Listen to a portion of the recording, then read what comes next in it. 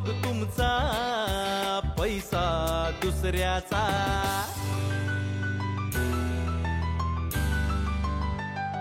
नवीन आशा, नव्या आकांक्षा, कधी पदरी मग पडते निराशा. रोज चालणे, रोज धावणे, येते सोबत कधी धडपडणे. हात मिळता धाराचा, निश्चय होई ठाम मनाचा. हात मिळता धाराचा, निश्चय होई ठाम मनाचा. कष्टाची मग होते नांदी, रंग चढता कर्तृत्वाचा.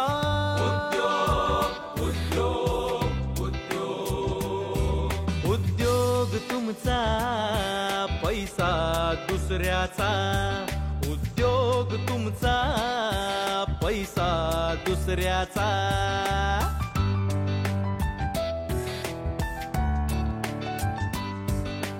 जनशक्तीला, धनशक्तीला एक दिलाने.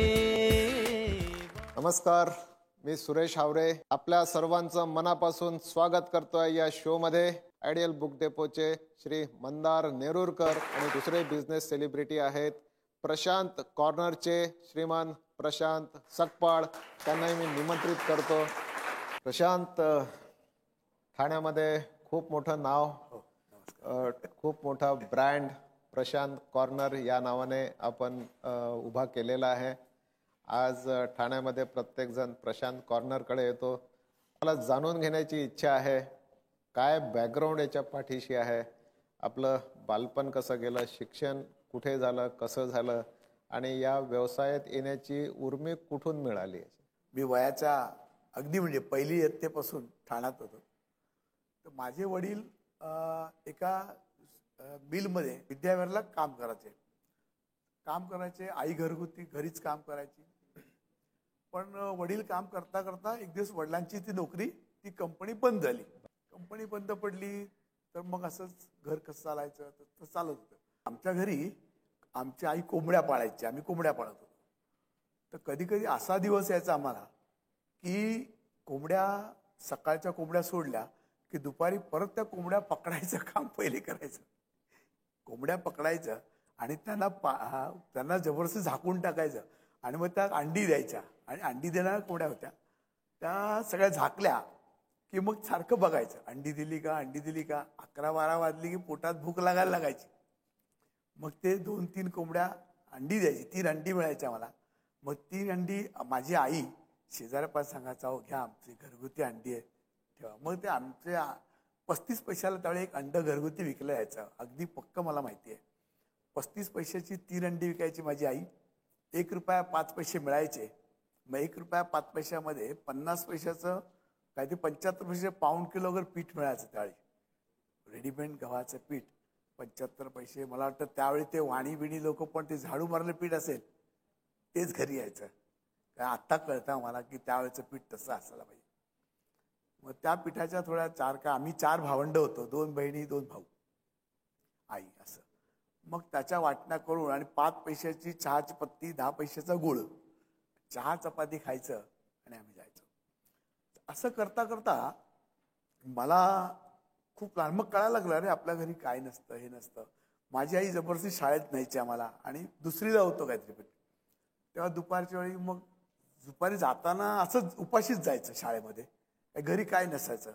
कधी कधी असा दिवस असायचा की घरी काय नसायचं.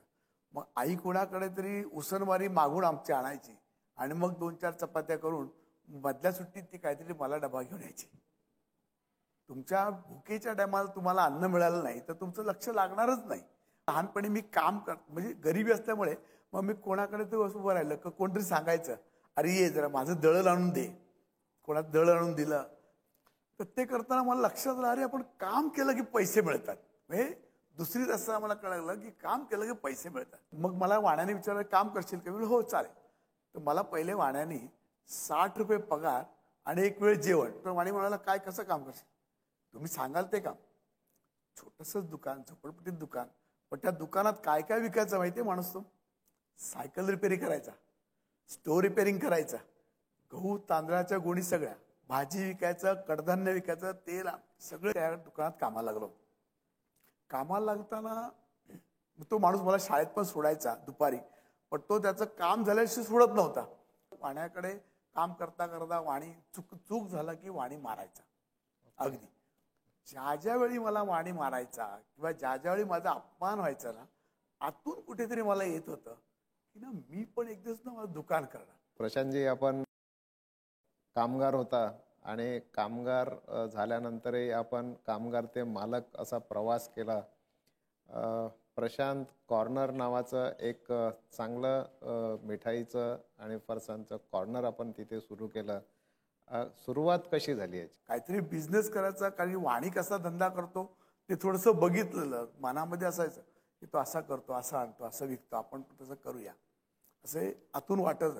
त्यावेळी मी काय केलं होतं, एक दुधाची किटली घेतली, छोटीशी 5 लिटरची किटली होती, बाजारात गेलं आणलं, 2 लिटर दूध घेतलं आणि अख्ख्या गल्लीत आमच्या झोपडपट्टीमध्ये दूधवाला दूधवाला म्हणून असं ओरडत फिरलो.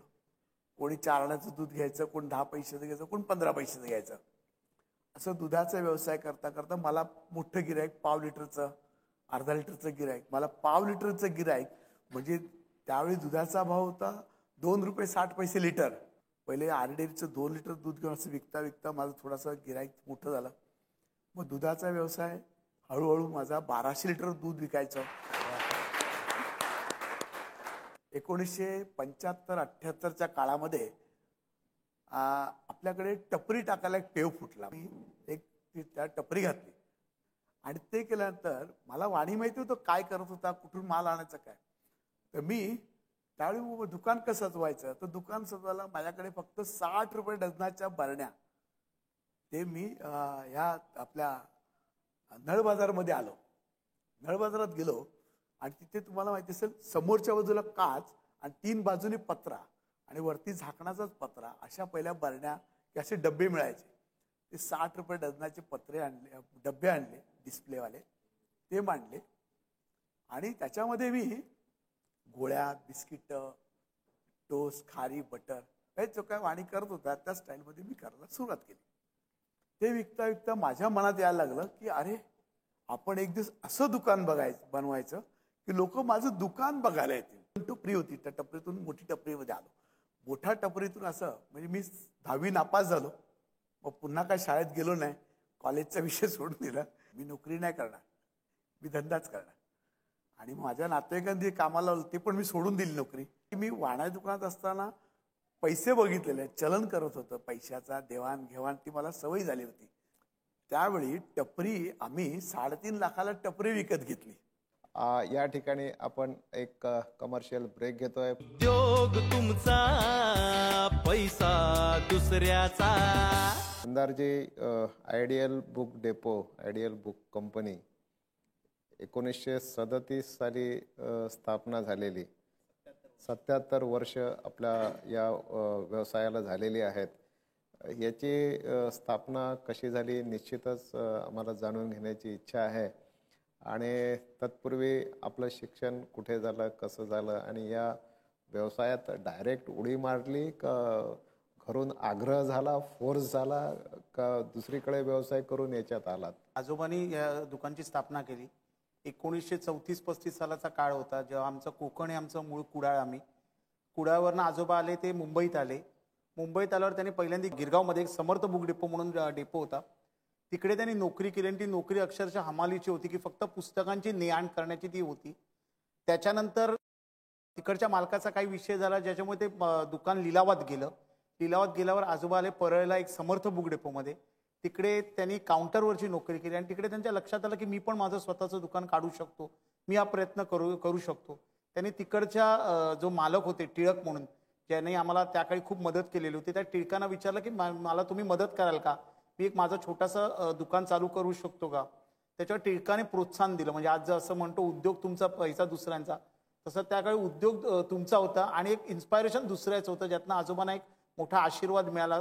आणि दादरला मग आयडियल बुक कंपनी, जी छबिलदास रोडला आयडियल बुक कंपनी, याच्या बाजूच्या दुकानात पहिल्यांदा छोटा गाळा सुरू झाला. आणि त्या गाळ्याचं मग भाडं परवडत नाही म्हणून जिथे आता आयडियल बुक कंपनी आहे तिकडे छोटासा गाळा करून आजोबांनी या व्यवसायाला सुरुवात केली. आज जवळजवळ 77 वर्ष झाली की आयडियल अजूनही मानाने आणि तेवढ्याच अभिमानाने उभं आहे. मी साधारण 1992 साली दुकान या क्षेत्रात आलो. त्याच्या आधी ज्यावेळी मी बीकॉम झालोय आणि मी LLB करत होतो 1 वर्ष. LLB करता करता बीकॉम झाल्यावर मी दुकानात येऊन बसायचो, कारण लहानपणापासून आयडियल म्हटलं माझ्याकडे वेगळ्या पद्धतीनेच बघितलं गेलं. आमचा जो व्यवसाय हा जरी पैशाने मोठा नसेल तरी तो मानाने प्रचंड मोठा आहे. त्यामुळे अगदी शाळेतलं उदाहरण सांगायचं झालं तर शाळेत आयडियलचा मुलगा म्हणून माझ्याकडे वेगळ्या पद्धतीने बघितलं जायचं. आणि त्यावेळेला ते बघितलं जाताना, अरे मंदार जर हे माझं काम करशील, हे पुस्तक आणशील का, तर तो अभिमान होता. तर पहिल्यापासून ते डोक्यात बसलेलं की नाही, आपलं काहीतरी आपल्या आजोबांनी वडिलांनी जे काही कष्ट करून, काकांनी जे काही कष्ट करून एक दुकान उभारलंय, जे तो एक वेगळं आहे. आपण दुसरं काही करण्यापेक्षा आपण ह्याच्यातच वळूया. तर लॉ, जसं सरांनी सांगितलं तसं की लॉ करता करता मी दुकानात बसायचो आणि दुकानात बसल्यावर 500ची नोट, 100ची नोट हे हाताला सवय लागली आणि त्यावरनं ते लॉचं लक्ष कमी होत गेलं आणि मी दुकानाकडे वळलो. पण त्यावेळी एक म्हणजे जे माझे काका आहेत त्या काकाने एक मला गोष्ट सांगितलेली पहिल्याच दिवशी की 100 रुपये, त्या 100 रुपये तुझे फक्त 10 रुपये आहेत, 90 रुपये तुला परत द्यायचे आहेत. आणि हा जो एक बिझनेसचा मेन फंडा होता तो डोक्यात ठेवून मी या दुकानाच्या क्षेत्रात उतरलो आणि आज जवळजवळ 20-22 वर्ष अविरतपणे चालू आहे. वा, फारच छान. मंदारजी, आता जमाना आहे ऑनलाईन रीडिंगचा आणि ऑनलाईन सेलिंगचा. या मार्केटिंग टेक्निक्स आणि टेक्नॉलॉजीमुळे तुमच्या व्यवसायावर काही परिणाम झाला का? अनुकूल झाला की प्रतिकूल झाला? काय झालं नेमकं? 92 साली काही प्रमाणात रेडीमेड धंदा मिळाला म्हटलं तरी चालेल. आज ऑनलाईनचा जो जमाना आहे तो ऑनलाईनच्या जमान्याचं उलट पॉझिटिव्हरित्या आम्ही जर घेतलं किंवा पॉझिटिव्हरित्या घेऊन आम्ही पुस्तकवाले.com म्हणून पुस्तकांची एक साईट सुरू केली. पण सर बघता बघता पुस्तकाशी मर्यादित न राहता हळूहळू तो ब्रँड मला आयडियल हा ऑनलाईन ब्रँड तयार करण्याचा मी आता ह्याच्यावर आहे की तो एक ब्रँड तयार झाला पाहिजे की जिकडे फक्त पुस्तक मर्यादित न राहता वेगवेगळ्या गोष्टींचं पण चलनवलन घडलं पाहिजे. आणि तुम्ही जसं म्हणालात तसं सर की ह्याच्यामुळे उलट आमच्या धंद्याला फायदा झाला, नुकसान झालं नाही. कारण जी लोक आज आयडियल असं आहे की एखादा बाळ जन्माला येतं, त्या जन्माला येण्याच्या आधी जे गर्भसंस्कार लागतं, आयुष्याचा शेवट असतो त्याचा 12व्या दिवसाचं पुस्तक, हे सगळ्या प्रकारचे पुस्तकं आम्ही ठेवतो. म्हणजे संपूर्ण माणसाचा जन्म ते माणसाचा मृत्यू इथपर्यंत सगळी पुस्तकं ठेवतो, एज्युकेशनल ठेवतो. हे त्याच्यामुळे बोरिवलीच्या माणसाला प्रत्येक वेळेला दादरला येणं शक्य नाही किंवा मुलुंडच्या माणसाला प्रत्येक वेळेला शक्य नाही. तर त्या ऑनलाईनमुळे उलट आम्हाला फायदा झाला. प्रशांतजी, आपण आपल्या व्यवसायात भांडवल उभारणी केली, काय अडचणी आल्या, कशी उभारणी झाली ते आम्हाला जरा सांगा. म्हणजे ज्यावेळी मी 3.5 लाखाची टपरी विकत घेतली, त्याच वेळी 2.5 लाखाची जी आम्हाला बाजूला मिळत होती त्यावेळी ते दुकान घेतलं नाही. त्याच्यानंतर माझा धंदा थोडा व्यवस्थित झाला 99 सालापर्यंत. पण एक दिवस असा झाला, इल्लिगली ते इल्लिगली असतं ते त्यावेळी माहीत पडलं आम्हाला. आमची जी टपरी होती ती अक्षरशः रोड वायडिंगमध्ये होती आणि त्याचं रोड वायडिंग झालं की आम्ही त्यात झिरो झालो. झिरो झाल्यानंतर मग आता करायचं काय? बरं, त्यावेळी पण माझ्या खिशात फक्त झिरो झालं. म्हणजे तुमच्याकडे एक बँकेचे एक व्हाईस चेअरमन म्हणून यायचे दुकानात सामान वगैरे घ्यायला. सगळ्यात माझा पहिला जो व्यवहार झाला बँकांबरोबर ते भारत सहकारी बँकेत. त्यांनी मला पहिले 5,000 रुपयाचं कर्ज दिलं. लोकांचं लक्ष बरोबर असतं. काही लोक समाजामध्ये अशी आहेत जी मदत करू इच्छितात, तसेच मला खूप लोक चांगली चांगली मिळाली. आम्ही जे दुकान घेतलं गगनगिरी स्वीट पहिलं, जो मी काहीतरी 35 लाखाचं दुकान पहिले घेतलं. मग मी माझं एक आमची छोटी टपरी, जे रोड वाइंडिंग झाल्यानंतर छोटी टपरी मिळाली मला, ती विकून टाकली.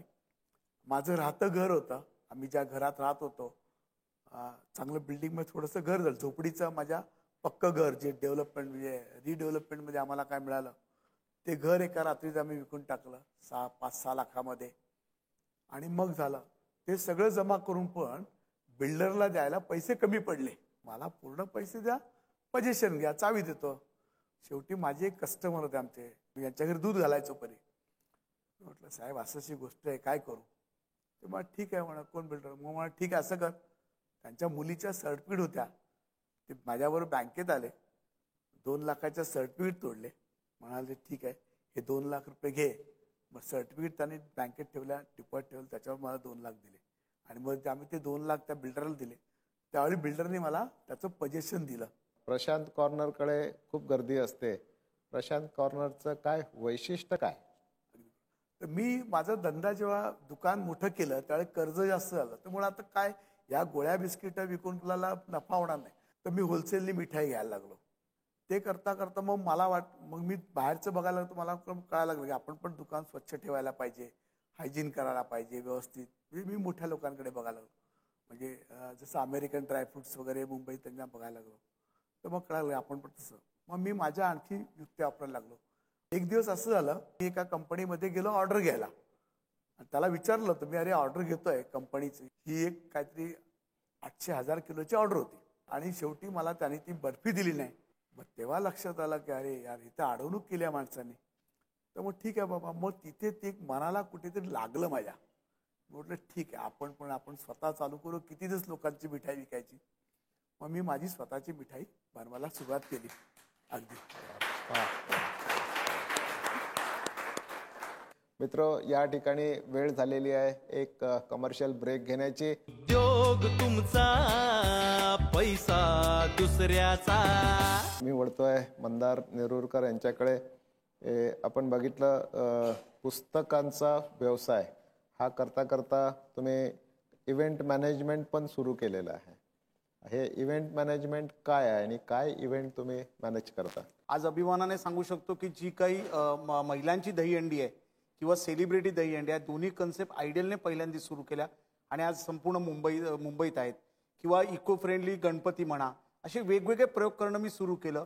अगदी BMM जे बृहन महाराष्ट्र मंडळाचं अमेरिकेत एक्झिबिशन असतं ते दर 2 वर्षाने असतं. तिकडे मी मराठी पुस्तकं घेऊन जातो. तिकडचा सर अनुभव सांगताना तर अक्षरशः असं की जुनी गिरायकं ज्यांना मी कधी बघितलेलं नसतं, कारण ते शेवटी तिकडेच ते आता स्थित झालेली असतात, ती आपल्या मुलांना घेऊन येतात आणि सांगतात बाय ह्याच्या दुकानातनं मी त्यावेळेला शाळेची पुस्तकं घेतलेली. हे ज्यावेळी अभिमान होतो, हा ज्यावेळी हे होतं, हे पैशापेक्षा खूप मोठं ठरतं. आणि त्याच्यामुळे मग इव्हेंट्स म्हणा किंवा NGOज आहेत, NGOच्या मार्फत वेगवेगळे कार्यक्रम राबवणं किंवा आम्ही काही मॅगझिन्स काढतो, करिअर म्हणा, पर्यटन म्हणा, महिलांविषयक म्हणा, की जेणेकरून मराठीचा प्रसार आपल्यापर्यंत जेवढा करता यायला तेवढा करण्याचा प्रयत्न करतो. पुस्तकांसोबतच एक नॉलेज मॉलची तुमची कल्पना आहे. तर हा काय नॉलेज मॉल काय कल्पना आहे, जरा सांगा मला. आज आयडियल एक खरेदी विक्री, पुस्तकांच्या खरेदी विक्रीचं एक मानाचं स्थान आहे. पण जर बेंगलोरला बघितलं तर बेंगलोरला असा एकमेव नॉलेज मॉल आहे की जिथे फक्त नॉलेज विकलं जातं.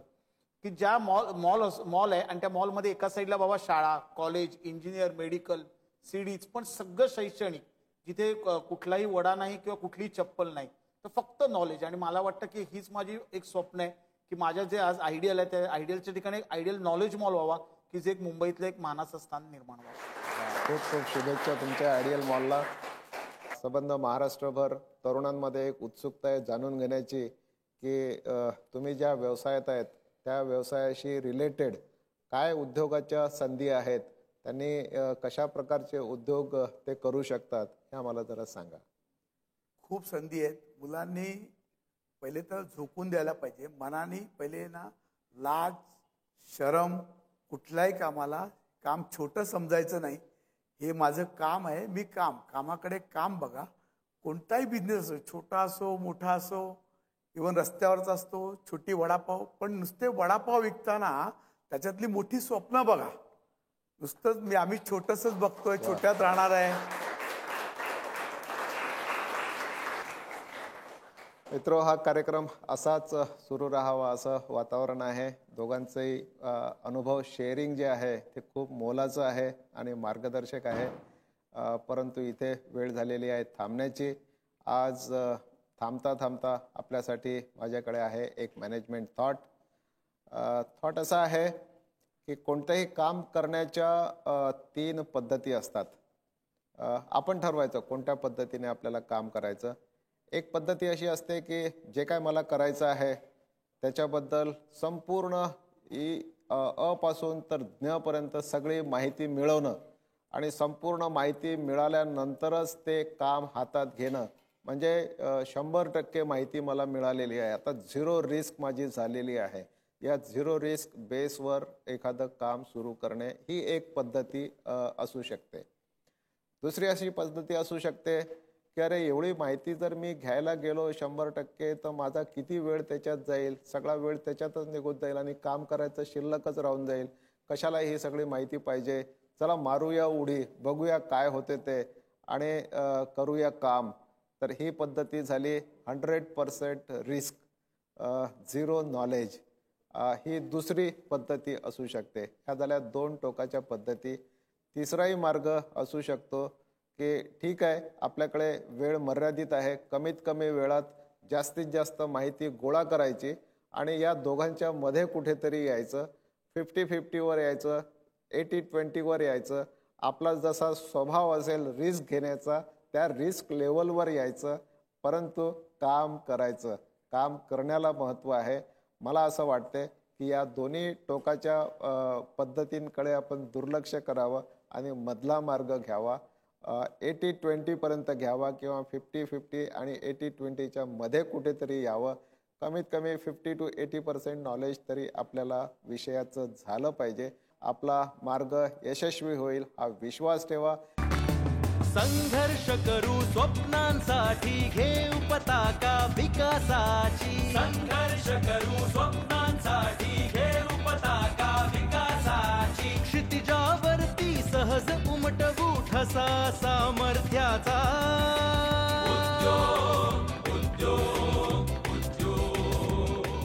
ते असं म्हणाले की बघा, हे नॉनस्टिक भांड, याला तेल अजिबात लागत नाही, तूप शिजवायला लागत नाही, याच्यात पदार्थ अतिशय आरोग्यपूर्ण पदार्थ शिजवता येतात, पण एवढी साधी गोष्टही आपल्या देशात बनत नाही. योग तुमचा, पैसा दुसऱ्याचा. झी 24 तास रहा एक पाऊल पुढे.